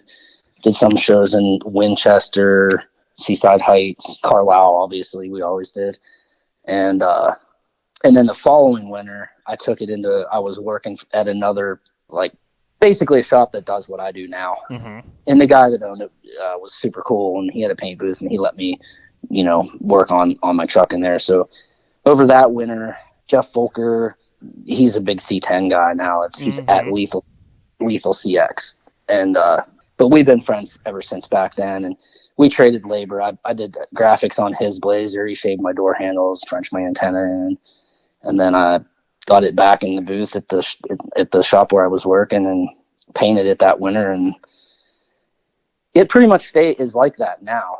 But yeah, in 2000, some life things happened, and I ended up moving to Denver for a year, and I sold it in the fall of 2000. And fast forward 2018, I was able to get it back. It was in Maine. Wow. Yeah, because I remember the board that you had, it was at Mini Nats 2000, right, to put the line in the sand there. You sell it around that fall later in the year. Do you think that it stayed with the same person all that time? So I kind of know the story. I sold it to a kid named Ben. He was in the Boston area, and he actually brought it back. He changed the wheels. I had 17-inch Billet Specialties GT53s, and he changed them out to 18-inch Coddingtons. The same ones that are on Chicks Ride, actually. And he actually shaved the taillights. When I had it, the taillights were still stock. But he had it at Carlisle a couple times, and then it sort of fell off the radar. He, from what I understand, traded it off or sold it to an older guy a little bit north of there, maybe New Hampshire or something. And that guy showed it around at some local shows and sold it to another younger guy up in that area. It ended up at this shop getting worked on, and the guy had it it was around 2015. I saw it on eBay, and I got the messaging with him. We couldn't get together on the price, and I had kids and campers and that stuff going on, and sort of fell off the radar again. And then in 2018, it just was still on my mind, and I went back in my eBay messages, and it was still in there. And I messaged the guy, "Do you know where this is?" And he's like, "I have it." Really? And yeah, and I was like, "All right, send me a couple pictures." And so my dad and I went up there and brought it back. It was, I don't want to say it was rough, but it had dings and scratches and stuff. So we blocked it down, fixed all that stuff, patched the graphics back in, because I didn't want to change the graphics from what I did back in the day, and just re-cleared it. So, and went through it mechanically. The kid that had it had a bad spider injector, and the kid ripped the top fuel injection stuff off and was trying to replace it. Didn't know what he was doing, couldn't get it back together. Took it to this guy, and in the meantime, the kid got arrested and didn't have money for bail. So this guy did he basically had it on a mechanic's lien, and so I got it from him, and we show up, and him and his guys are there thrashing, trying to put this spider injector in, and I could just tell they didn't know what they were doing. And I was like, will it air up? And he's like, yeah, it'll air up. And I was like, just air it up and push it in the trailer. Yeah, you're like, I know what I'm getting. Just you guys are going to do more harm than good. Just push it in the trailer. Right. Yeah. Well, what's ironic is I haven't talked a lot about this, but a friend of mine lives nearby, Marlon Dunker. His truck was shot at Mini Nats 2000. It was a blue extended cab S10. Courtney shoots it. I think he shot it when Caldwell's got shot and Tony Audia's Ranger, I think, because it looks like at the same spot, and Marlon had confirmed, I think those two other trucks were there. So it kind of puts it into perspective, back when your truck was at Mini Nats as well. And the ironic thing about his is he sells it. A guy comes down years ago from New Jersey, as I understand it, buys it, truck and trailer, takes it home. No one ever sees it again for 20 years, give or take. But then about a year and a half ago, it resurfaces, and the guy had it on Facebook Marketplace, and you looked at it, this was a full-blown show truck. Lots of chrome, everything painted, frame smooth. I mean, a really cool truck. And man, it was it wasn't thrashed beyond repair, but you could tell it was thrashed to the point that someone didn't care for it. And the way you're explaining your truck sounds like it was even in better condition. It's sometimes you get lucky that you can get them back. Even in Marlin's, if he ever had tried to get it back, it could have easily been reproduce back to what it was. Like, it wasn't so far gone, but you can just tell, like, when people just like, I'm going to daily drive this, or I don't give a shit. But sometimes, again, you get lucky, like what you did, you know? The problem that I've always said with mini trucks, this is kind of changing a little bit, but the problem always was that they really weren't worth any money. So they just fell into the wrong hands because, you know, anybody can come up with a couple grand and just drag it to death or whatever. That unfortunately, a lot of them have met that fate. Yeah, it's definitely a interesting point, and we have seen, like you said, the values go up. And I've often talked about this, and we could almost do a whole topic on a podcast one day, is, you know, I always go back to the story from like 09-ish. Jimmy had taken my chassis that was completed, had the Colorado custom wheels on it, all powder coated. For the most part, it was starting to get dialed in. He took it to the Turkey Rod Run down here in Daytona, and there was like a grandfather with his grandson, and the guy said like a very hateful thing to the grandson, like when his grandson was like, "Oh, look at that," and the guy said, "Probably a such and such owns it," right? And you could imagine with your imagination, you know, just a horrible word that the guy says, right? And right. I think if I remember correctly, Jimmy said something to him, or it was many years ago, but what's ironic is like when people would look at it, and we still see it a little bit, especially with the Lincolns, like when they're lowered, people immediately go, "Oh my God, there must be a gangbanger. That must be a thug. That must be, you know, whatever." But as we kind of said earlier, with the way things have changed, like, you know, you see airbags on TV now, like when you watched Overhauling and these different shows, right? So there's been a little bit of that taken out of it, because it's like for the long time, I think maybe the word is stigma. The stigma was like, you know, these are young punks, you know, they're cutting these trucks up. These trucks are like crushers, you know. That's certainly not what we have now.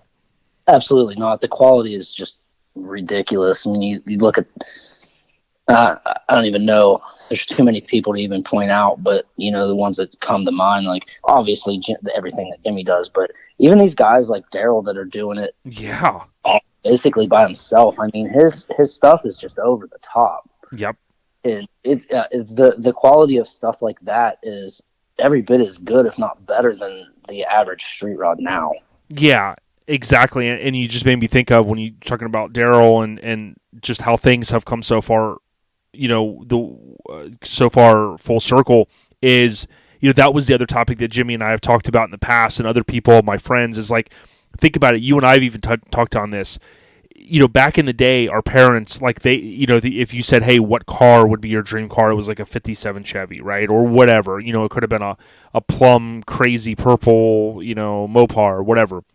But as we've gotten older, like we think back to like, man, in high school, what would I have wanted? Now, sure, some of your friends are going to say a Camaro, a 78 this, whatever. I mean, don't get me wrong.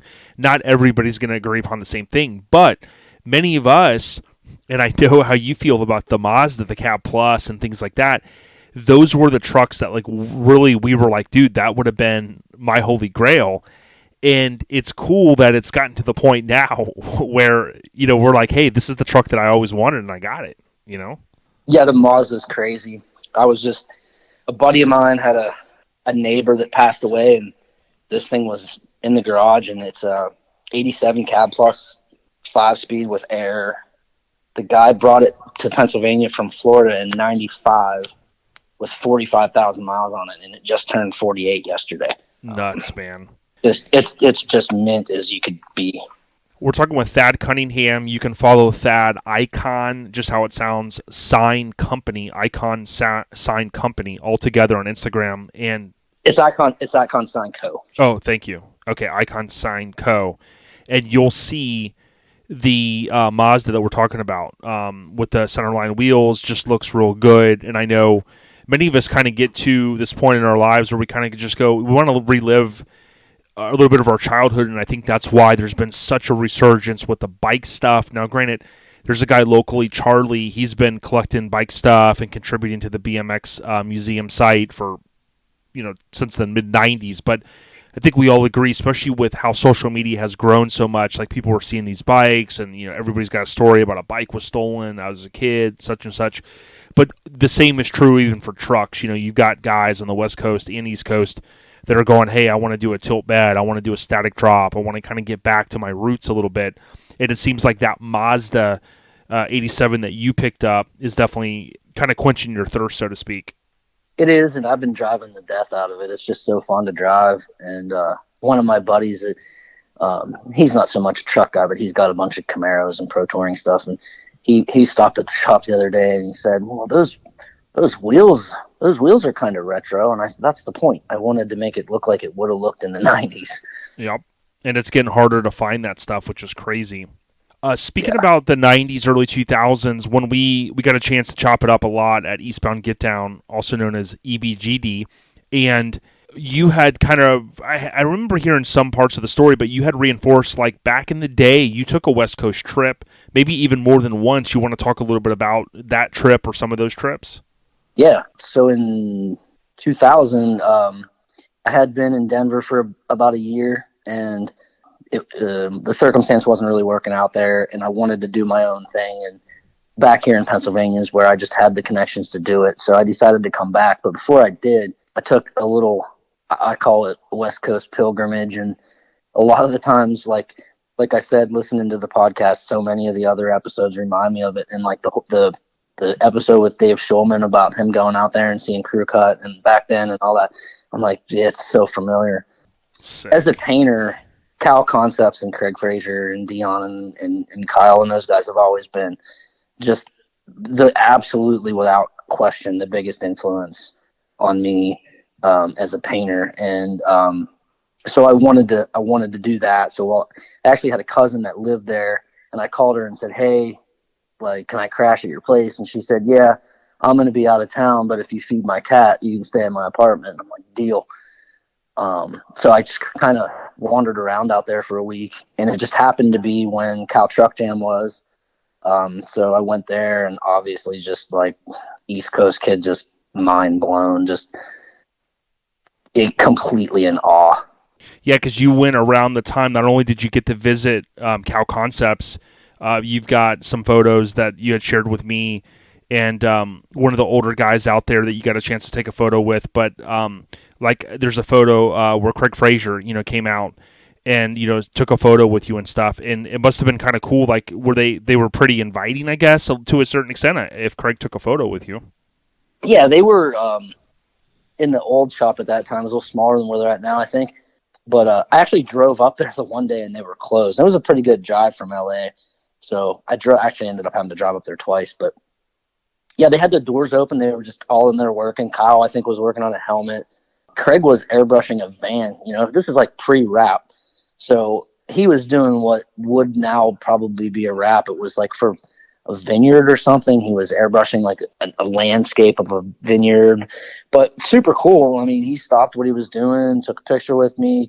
At that time, they had a really badass showroom with like the bunch of the like painted fiberglass fish and jet skis hanging on the wall and all that. Poured me all that. Showed me he had his 61 Buick there, and the Ford I think was Kyle's, if I'm not mistaken, the red and black Ford. Showed me all that stuff, and then he was like, "Man, I'm going to get back to work, but you're welcome to chill." And so I just kind of chilled there for like an hour or two and bullshitted with them while they were working. And crazy, we all put our pants on one leg at a time, like they say, but those guys were my idols at the time. I was in my early 20s, and just super inviting, just really a day that I'll definitely not forget. Yeah, no doubt. And if anybody has the Mini Truckin' issue with Ryan Fringlinghaus's Blue Mazda on it, October 98, they have the open house in there, which was the summer of 98. Now, some of those photos are also available on Sport Truck because they went to the open house. But I wanted to mention that Steve Nielsen, when he had shared that VHS tape with me back in the day, I've got like video footage from that showroom that you're talking about from the summer of 98 with Courtney there and, of course, Dion and the whole crew. And it's crazy because, like, that showroom in some of those photos is also where the Last Look motorcycle was, like, way up in the... And I don't know if anybody... Yeah. I haven't went down that bunny trail, but I don't know if anybody knows where that thing's at. Yeah, I'm not sure either. It'd be cool to see it with the truck, for sure. Yeah, it would be cool. Now, something else that I thought was cool... I'm looking at some of the scanned photos I took. Now, keep me honest, I believe when you went out there, did you line it up where you went to a show or you just went to some of the shops? Cal Truck Jam, yeah. That's what it was, because it was May. It would have been spring would have been May, or August would have been the first Cal Truck Jam. You know what I mean? Yeah, it would have been the later one. Yeah, which is crazy because you had some of the photos of like basically like Last Look sitting there next to the Toyota, you know, with the kind of the leopard print and stuff. It had to have been mind blowing, like you said, with those guys kind of being your idol. Then you're getting a chance to see it in person, stuff that you pretty much only had seen in magazines. 100%, yeah. I got some really good shots of the Lift It Kills too that weekend. Yeah, it was definitely mind blowing. I mean, I can appreciate fabrication and body mods and interiors and all that like everybody else, but I do just gravitate to the paint, especially back then. I was, you know, in my head trying to like reverse engineer how they did it. And, yeah, it was a trip. Oh yeah. Now I meant to bring this up a minute ago when we were talking about the white Blazer. We'll share some photos of it, your Blazer. What was always cool is I had scanned some photos from you of David Caldwell's Blazer, and David's is etched into many of our minds, like whether we saw it in person or in magazines. And I always liked it because of the windows, and it was a 2-door. But your white Chevy Blazer, I think, was a 4-door. But I think with the windows, the way it almost looks like a slick, you know, if it was a car, it almost looks like a coupe. You know what I mean? It's slick with 2 doors, but I think it was a 4-door, right? Yeah, it's a 4-door, but the handles are shaved. And That's the way what they it did, is. the way they did the windows on them, it almost looks the same as like a 2-door with a sliding side window. Yep. But yeah, Caldwell's Blazer was definitely, man, at many truck nationals back then, like 98, 99. Oh, I just could not peel myself away from that thing. It was definitely one of my all-time favorites.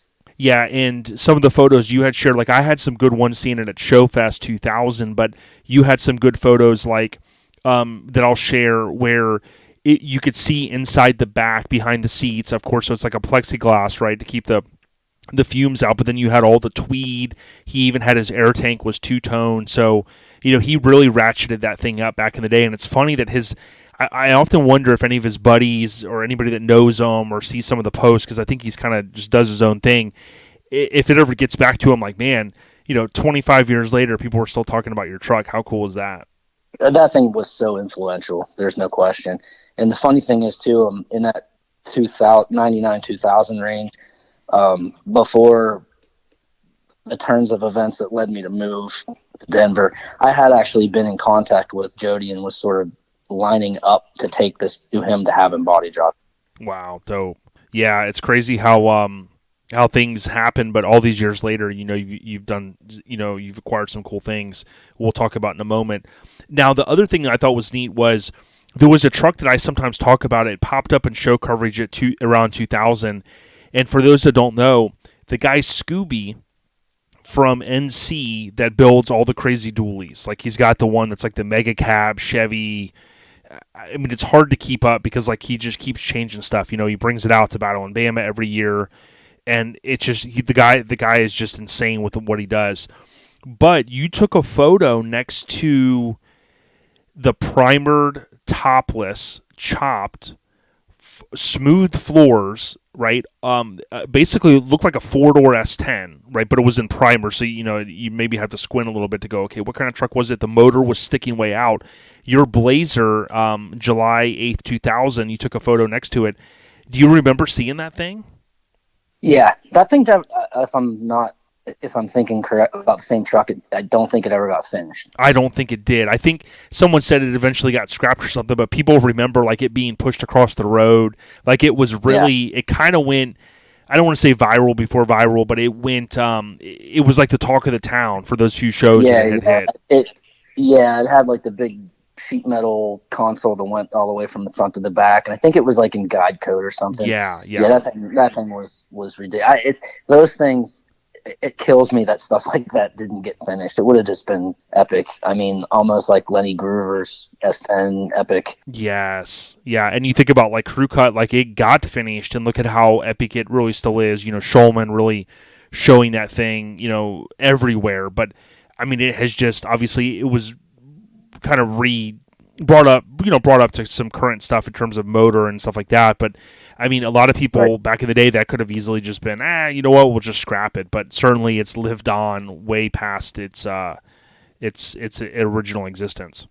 Yeah, it's and it's where it belongs. It's just the story about him wanting it and sort of coveting it and tracking it down back then. And Yep. This is good, sort of Carrie Bewley-ish with him getting his truck back and all that. So the stories are pretty epic. Oh yeah. So we talked about some of the early builds and how you acquired the Blazer back, but we had an opportunity back at EBGD. I appreciate you taking the time. We did basically an ODB's corner, and we talked a lot, and we showcased the old Crispy truck. So I want to hit upon that in a minute for those that didn't get a chance to maybe see it. But you've acquired a couple trucks the last few years. Talk to us how the Chicks Ride kind of went down, how you acquired that Jimmy's Running Customs early on, scraping customs, if you will, that build that you've looked up to for a long time. Yeah, so obviously Fester had the truck, and he made an Instagram post that had several trucks in it that he put prices on them. And Chicks Ride was like, on Instagram, you got to scroll through them. You can only see the first one. Chicks Ride was kind of towards the end, maybe I think next to last. And I just, messaged him and was like interested. And I know what the truck is. If you could just give me a heads up on the condition of it, and which he did. And then eventually, he called me one night. I was working late in my shop, and he called me and talked about the truck for about 5 minutes, and then we just ended up shooting it about mini trucking and life in general for like an hour. And I was like, all right, man, I'll take it. And then he's like, had sort of second thoughts about selling it, which I completely understand. And I was like, all right, well, I'm interested if you decide you're going to sell it. And hadn't heard back from him for a little while. And in the meantime, Crispy had sort of popped up Facebook. It was an old post, but it sort of popped up, and John Barefoot chimed in that he maybe knew where it was or whatever. So I got in touch with him. He got me in touch with the guy that had it. We worked out a deal, and I grabbed Crispy. And then maybe a month, 6 weeks later, Fester hits me back up like, "Hey, I'm gonna let that truck go." And I'm like, "Damn it, I spent the money." Right. And, but I was like, "Man, I still want it. If you can give me some time to move some things around." He's like, "Yeah, I'm not in a hurry to sell it, but if you're sure you want it, I can wait around a little bit." And then that year, actually, Jeff Volker and I were at LST, and we were just sitting at the bar at the Wild Wings, and Fester's like, "Hey, I got another guy that's really hot on that truck. If you want it, I just need a deposit, whatever." And I'm like, "Yeah, man, I'll get you a deposit." So I'm like, actually, if I'm not mistaken, I think Jeff and I actually got shut off at the Buffalo Wild Wings that night. He goes to the bathroom and he comes back, and I'm like one eye pecking on my phone, and he's like, "What are you doing?" And I'm like, "I just bought Chicks Ride. I'm trying to send a deposit." So yeah, that's how that all went down. I wasn't trying to buy two trucks. It just couldn't turn it down. The thing is just so epic, and I've always just respected that build so much, and just was able to kind of sell some stuff and move some stuff around and make it happen. Yeah, no doubt. If you guys didn't know, Jennifer Lacey, she owned the truck, and she was the girlfriend of Jimmy Graham for a long time. And when Jimmy and Shane worked at Scraping Customs, they started that truck. There's a couple of hashtags out there: RIP Jen with one N Lacey, and RIP Jennifer spelled out Lacey, Lacy. And you can get a chance to see some of the early photos of it. But basically, Fester, as many of you know, he ends up acquiring these trucks, and he'll move them around like you would imagine, like Richard Rawlings says, horse trading, getting rid of this, finding this. And I know that truck means a lot to a lot of people, and it's very cool that you've taken it to a couple of shows. And I think you even told Jimmy one time, you're like, "Hey, if you ever really wanted this thing back, I would orchestrate it to get it to where you got it." But I thought that was always a cool thing. Yeah, I mean, going back to these trucks getting destroyed, selling them is kind of an emotional thing, because if I would feel personally guilty if I let one of them go, and even if it wasn't directly the person that I sold it to, but if it just somehow ended up in the wrong hands and getting destroyed, I just would feel awful. So I have a hard time letting them go. Yeah, no, I hear you. Did you ever think, and I know this is a loaded question, but did you ever think like you'd own two of the baddest S10s built? Do you think old school and new school? I mean, there's arguments all day on the topic, but I mean, really, the top-notch S10s, it's got to be a pretty cool feeling. It brings a smile to your face when you go out to your shop and you look and you just go, man, those are my trucks, man. Now they are. Yeah, and I don't even really look at it that way. I sort of feel like, actually, at Mini Nats, I happened to be at the LCD booth, and there was a little conversation going on about, I don't feel like I own it. Somebody else was saying it. I think it was Brandon Shirley was saying, I just feel like I'm the caretaker of it. And I was like, I just kind of chimed in, and I'm like, that's totally how I feel about these trucks. Like, my name's on the title, but I don't feel like it's my truck. I didn't, other than maintaining them and keeping them clean or whatever, like, I didn't build these trucks. I'm not trying to take any credit for anything. And I really don't feel like they're mine. I do feel like the caretaker is kind of the best description of it. A good way to describe it. And oftentimes I've hit upon this, that like there's sometimes, people, they hate on it. They hate that some guy gets a truck, whether he or she has been in the scene a long time or not. But I often think if you break down the dynamics of it and go, listen, how many friends do people have out there that build something new every year, every other year? Like the guy in Severed, Pony 420, Justin Carrillo. This guy has built a business around building stuff and selling it, right? So I know sometimes it seems like people kind of get jealous, or there's jealousy that, someone else is having success with something that he or she didn't build.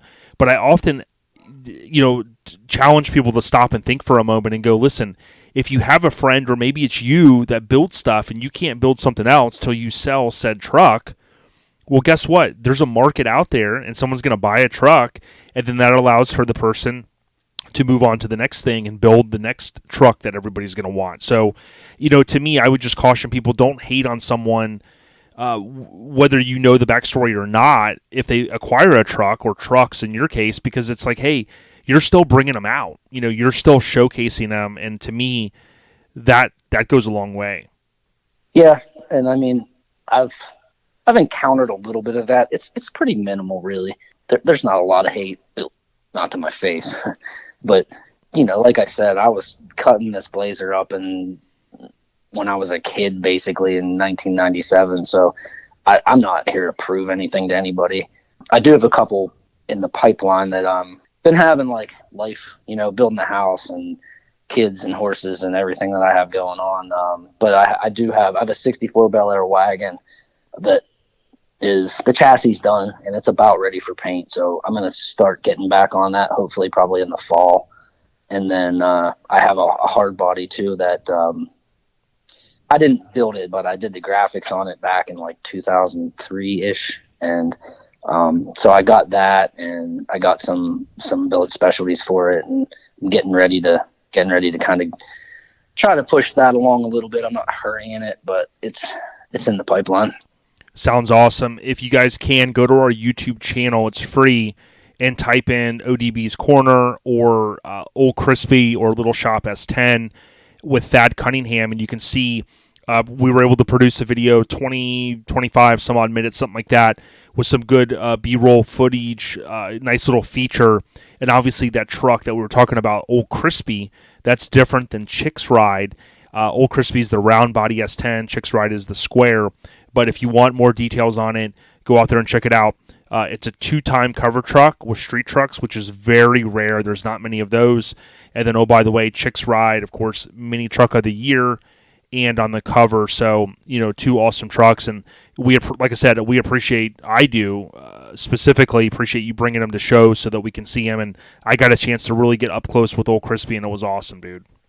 Yeah, it's really fun bringing them out and just hearing I saw that at this show and this year, and never had it. I've seen I have the magazine, never had a chance to see it in person and that kind of thing. So it's cool. I'm glad that they're appreciated, and it definitely makes it worthwhile to put forth the effort to get them out there. Yes, and seeing it at Mini Nats, chopping it up with Smooster was amazing. Oh yeah. That was super cool. And then Al was out there with his. That was the first time I saw the square body Blazer, and that thing was like insane how it sounds and runs and stuff. So it was cool, man. Mini trucks are often known as, we're like slow and go, but certainly there's some out there that are kind of chopping, and you hear the cam, and you're just like, damn, thumbs up. Yeah, I mean, I've always said that about Al's truck. You can't overstate the aesthetics on that truck, but damn if it doesn't sound even better than it looks. Right. It's a good way to put it. Now, transitioning to a couple more things, and then we'll wrap it up. But we talked about shows earlier going to the West Coast, and I know you got a buddy out on the West, but how awesome was it to hit the Grand National Roadster Show 2023, especially with the whole kind of history of trucks tie-in? Yeah, so as I said earlier, my buddy Dan Baker that has Illumicraft, and he goes out there every year for the better part of, I think, the last 10 or 15 years. He's actually set up out there vending his street rod grills and street rod billet products, but the last maybe 2 or 3 years he hasn't been vending, but he still goes. And every year around 1st of December, Dan would hit me up, hey, you want to go to GNRS? And I just always had like a kid thing or a horse thing or just a reason why I couldn't go. And this year he hit me up, and I was like, you know what? I actually don't think I have a conflict. And he's like, if you need a little help, the specialty building this year is trucks. And I'm like, all right, I'm going. And man, I didn't regret it. It was a blast. Definitely hanging out. Just so many killer trucks, all arrows, all styles. Just couldn't have, I mean, I couldn't thank Dan more for sort of pushing me to go. Yeah, I know Juan had a big part in that. Of course, you and I, before we started, like you reinforced, there's a big RA presence in that area, and you just had a lot of good people come together. And it really reinforces, again, that we're all at this kind of age. I hate to say middle-aged, but many of us are. And that is like what's in our blood. So it's reinforcing, like we've seen, like we always joke and say minis on the rise, but like the truck world itself and the truck scene, however you want to spin it, it's like at an all-time high. And when you can have a show like the Grand National Roadster Show, where they have the Amber Award, and to say, hey, we're going to have a whole building dedicated to trucks, and we want to work back with the truck community, and that to me, it's one of the regrets I have from this year. I don't have many regrets, but I really wish I would have pushed myself and just said, hey, schedule the time, take it. So hopefully I can get out there if they do something similar again. But just in kind of closing to wrap it up here shortly, I know you hinted a little bit about paint, and I know you do some stuff with wraps and whatnot. You do a lot of stuff for the mini truck scene with the whole sign stuff. Yeah. And I used to, before I really knew you, I was like, signs, does he paint? Like, what does he do? Can you kind of break that down? Is there any kind of cool story behind that? Yeah, I mean, as far as the business goes, like I said, when I was a kid, I was into cars and I was into art, and I had a really cool art teacher in high school. He got me an apprenticeship with a guy named Jack White that I worked for on and off for years. And he got into more of the fleet graphic stuff because that's where the money's at. Uh-huh. People were still coming in wanting motorcycles painted and whatnot. And it just slowly but surely evolved into where I was doing most of the paint work. And then that just sort of led to like, I don't really want to do this fleet stuff anymore. And there's enough people that want stuff painted. So I went out on my own. When I worked for him, we had a big trucking company customer, and they have a pretty intricate logo. It's like their name inside of kind of an eagle feathers. It's it's weird, pretty intricate. And they built a new office, and we made a 4x8 sign that was like MDF with the routed edge. We painted it to look like marble. And then I cut on the bandsaw every piece of the logo out of like a brass veneer and then glued it together with 1/2-inch standoffs to give it that depth. And that's kind of where the seed got planted. And all the years since then, I've been like, I could do some cool stuff here with like these 3D and whatever. And I never did it just because time. But when COVID happened, basically the first thing to get canceled was the Forbidden Fantasy show. And Brian and those guys decided to do an online show, I think basically just to kind of keep morale up or whatever. Sure. And I reached out to him and I was like, hey, could I do a thing for this? And he's like, yeah, man, anybody that wants to donate anything, and then you can just pick your winner. It's cool. So I'm like, all right. The shop was a little bit slow anyway, because essentially they, told us we were going to get arrested if we went to work. Crazy. And, so I'm like, all right, well, I have had this idea in the back of my head for 20 years and make it come to fruition, So I just got a bunch of scraps out and started cutting stuff up and put it together. I mean, it's obviously back a little bit at that date, but it's on my Instagram if you check that out. Yeah, so I did it with like a river run theme and put like a new body, like a real new body 20, at that time, I guess a 2020 crew cab Ranger on it, and with graphics and the whole 9 yards, with like a boat in the background and whatever. And ended up being able to pick the recipient of it, which, being the graphics guy, being the Cow Concepts guy, and being an S10 guy, I picked Carl Cooling, just no regrets, out of Northern California, with the Star Wars S10. So yeah, he was the recipient of that, and that just that was the first one. And then I don't remember what the next one was. I think it might have been a Camp and Drag one, because Bill and those guys do such great work with charities with Camp and Drag too. Mm-hmm. I try to do one for them every year, and yeah, it just it went off really well. So I'm like, it's for a good cause. It's fun. It's a release for me. It's like doing a cool job without a customer telling me how to do it, basically. Oh yeah. And shout out to Bill and team. Camp and Drag, July 15th, 16th, and 17th up in Waveland, Indiana. If you've never been, you have to go. It's like a destination type show. Hit up their website, which is campendrag, campndrag.com for more information. But no, that is super cool, man, that you've kind of spun it into this thing where at Mini Nats this year, I overheard Sean Rose mentioning, he was excited as they brought this. I mean, you made this massive, cool piece of art for the show, and a lot of this stuff is going back to charity, and it's going to help people and things like that. So it's a way for it seems like you to kind of hit on your art side a little bit, maybe to get away from the raps and the daily grind or whatever you're working on, but also to kind of give back to the scene.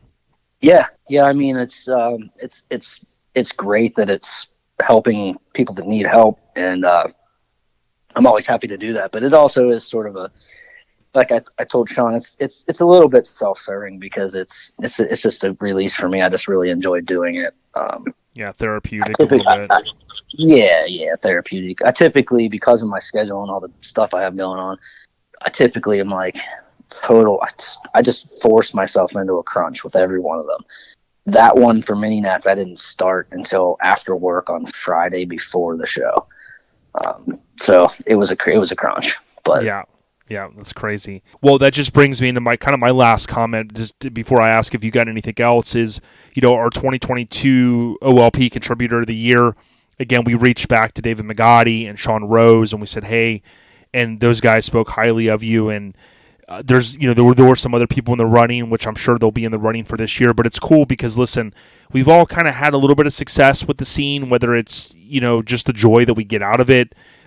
It's the camaraderie, like you said earlier, of slapping hands with the homies, the same people we see at a lot of the shows.